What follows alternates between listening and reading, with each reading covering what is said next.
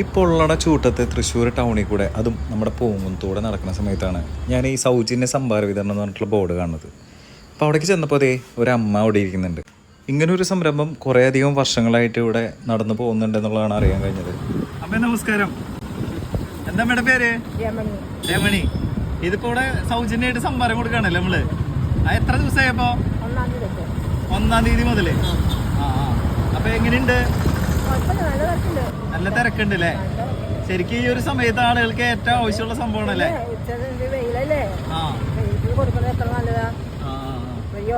കൊറേ പേര് വരുന്നുണ്ടോ? ഒരുപാട് ആൾക്കാർ വരുന്നുണ്ട്. 4-മത്തെ ആണല്ലേ ഈ ഒരു ഇത്രയും പോകുന്ന പാത്രത്തിൽ? ഇപ്പൊ 4-മത്തെയാണ് ഇരിക്കണത്. ഇതൊക്കെ അമ്മ ഇവിടെ ഇഞ്ചിയും സാധനങ്ങളൊക്കെ റെഡിയാക്കി വെച്ചിട്ടുണ്ട് അല്ലേ? ഇതൊക്കെ എല്ലാം അമ്മ തന്നെയാണ് റെഡിയാക്കണത്?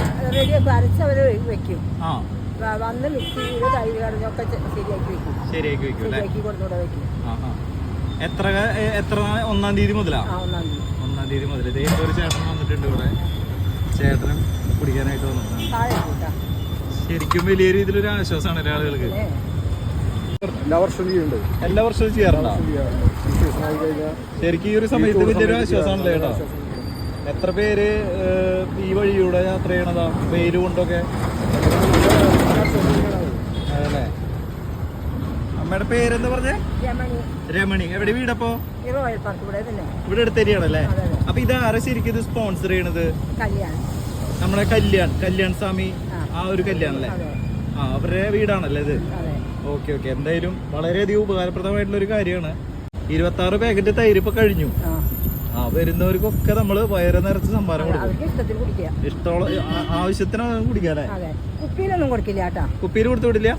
ഇല്ല അല്ലേ? കുപ്പിയിൽ കൊടുത്തത് പിന്നെ ഒരു ശീലാവൂലേ? ശീലല്ല, വരുന്നവർക്ക് കുടിക്കാൻ വെള്ളം അത് അയച്ചു വരുന്നവർക്ക് കൊടുക്കാണ്ടാവില്ല. അത് ചെറിയ കുപ്പിന്നല്ല, വലിയ കുപ്പിയാണ്. അപ്പൊ കുപ്പിയിൽ കൊടുക്കണ്ടെന്നാണ് ഓർഡർ. അപ്പൊ ഈ പാവങ്ങള് വെയില് കൊണ്ടുവരികയല്ലേ? ഇത് എത്ര ദിവസം വരെ ഉണ്ടാവും ഈ വെയില് പോണവരെ? വെയില് വീണവരെ ഉണ്ടാവും അല്ലേ? അപ്പോൾ ഈ പൂങ്കുന്നം വഴി കടന്നു പോകുന്നവർക്ക് ഒരു നല്ല തണുത്ത സംഭാരം കുടിക്കണമെന്നുണ്ടെങ്കിൽ ഈ അമ്മ വഴിയരികിൽ തന്നെ ഉണ്ട് കേട്ടോ.